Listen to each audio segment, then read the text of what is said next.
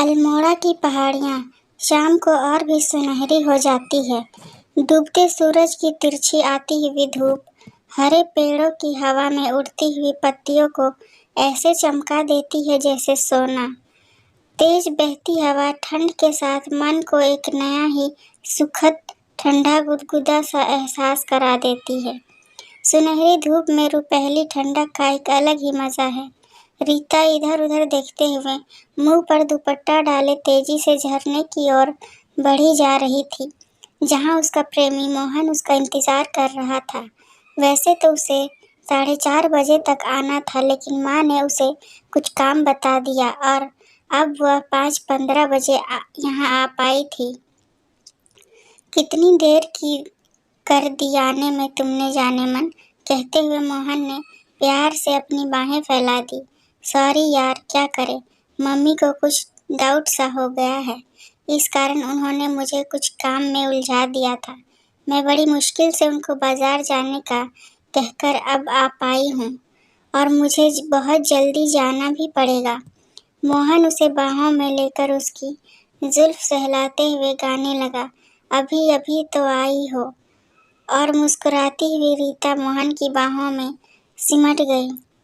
प्यार का यह दौर एकांत झाड़ियाँ के झुरमुट में कुछ देर तक चला और प्यार का खुमार उतर जाने पर 30 मिनट बाद अपने कपड़े संभालती हुई रीता बाल ठीक करके कपड़ों पर लगी हुई घास के तिनकों को अपने कपड़ों से झाड़ती हुई तेजी से अपने घर की तरफ चली गई। रीता के एक पड़ोसी ने रीता को मोहन के साथ झरने के पास इश्क फरमाते देख लिया था। उसने सारा घटनाक्रम रीता की माताजी को बता दिया। रीता की माँ ने एकांत कमरे में रीता को मार मार कर आसमान सिर पर उठा लिया और दबी आवाज में फुसफुसाते हुए लगातार उसे जली खटी सुनाते हुए गालियां दे रही है। कलमुही कहीं की, इसलिए तू जाती है बाजार, यही कहकर गई थी ना तू, खबरदार जो आज के बाद पांव बाहर रखा। रीता की माँ रेवती की नींद हराम हो गई थी। भगवान से वह लगातार यही प्रार्थना कर रही थी कि हे प्रभु, मेरी बच्ची की रक्षा करना। रेवती ने इस बात को अपने पति और अपने देवर से भी छुपा कर रखा था। वह नहीं चाहती थी कि रीता को इस घटना के कारण समाज और संबंधियों की ओर से अपमान झेलना पड़े। जब 2 दिन बाद ही रीता को समय पर मासिक धर्म आ गया तो उसकी माँ ने चैन की सांस ली कि उनकी बेटी कम से कम गर्भवती तो नहीं हुई। अब उन्हें अपनी बेटी की शादी जल्दी से जल्दी करने की चिंता लग गई, क्योंकि वह नहीं चाहती थी कि मोहन जैसे निम्न जाति के नकारा और आवारा लड़के के साथ उसकी बेटी की जिंदगी खराब हो। रीता ने लाख विरोध किया, पर रेवती को एक पत्थर की तरह शक्त हो गई थी। ईश्वर की कृपा से रीता अत्यंत सुंदर और गोरी पतली लंबे बालों वाली लड़की थी और सर्वांग सुंदरी थी। इस कारण पास के शहर के उन्हीं की बिरादरी के रवि मल्होत्रा से उसकी शादी पक्की होने में देर नहीं लगी। रवि की एक बहन भी थी और उसके पापा का स्वर्गवास हो चुका था। इस कारण पापा के फर्नीचर की दुकान रवि को ही देखनी होती थी। ईश्वर की कृपा से दुकान बहुत अच्छी चलती थी, इस कारण पैसे की कोई दिक्कत नहीं थी। बस एक ही कमी थी कि सुंदर होते हुए भी रवि मल्होत्रा अपने पापा की तरह गंजा था। रवि के गंजेपन के कारण उसे प्रतिष्ठित समाज की कोई अच्छी लड़की नहीं मिल रही थी।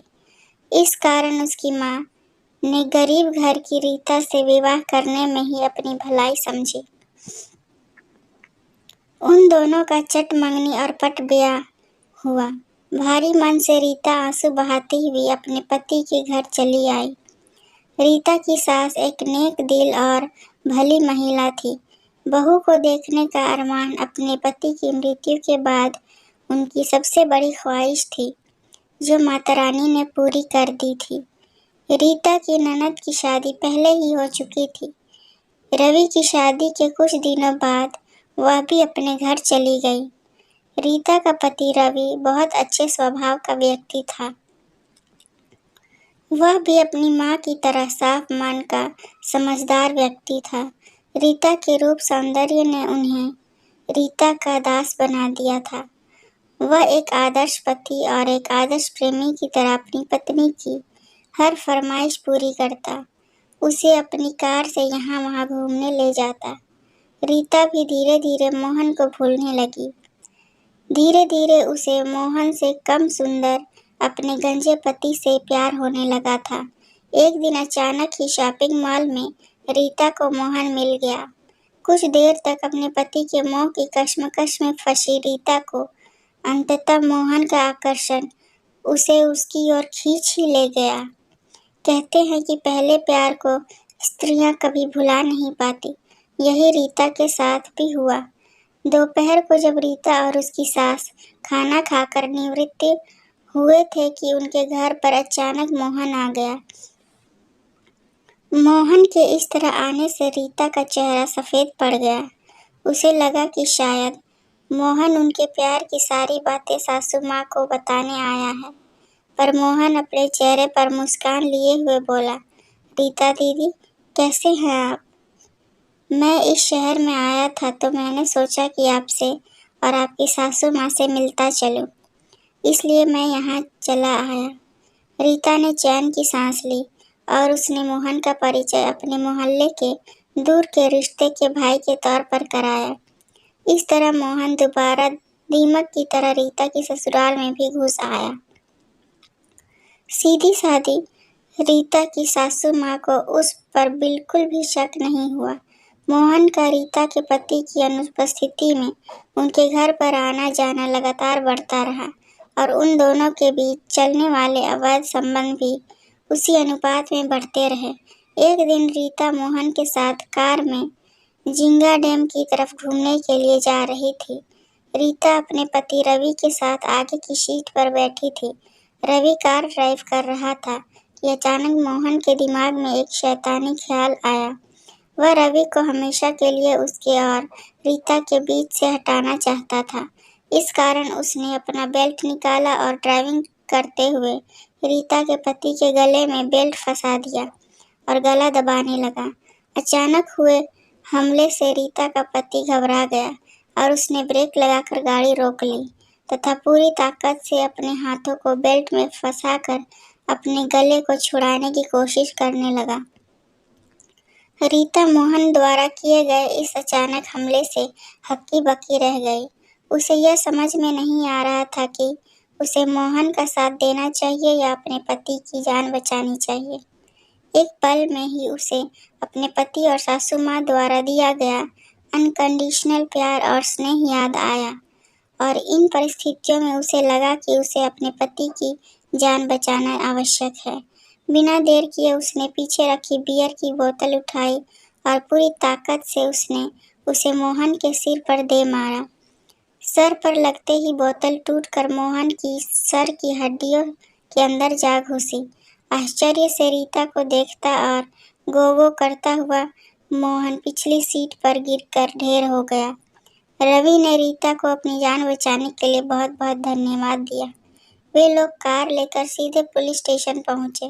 पुलिस द्वारा केस की विवेचना की गई और कोर्ट में रवि के वकील ने अपनी युक्ति पूर्वक दी गई दलीलों से साफ सिद्ध कर दिया कि धन दौलत के चक्कर में रवि को मोहन जान से मारना चाहता था।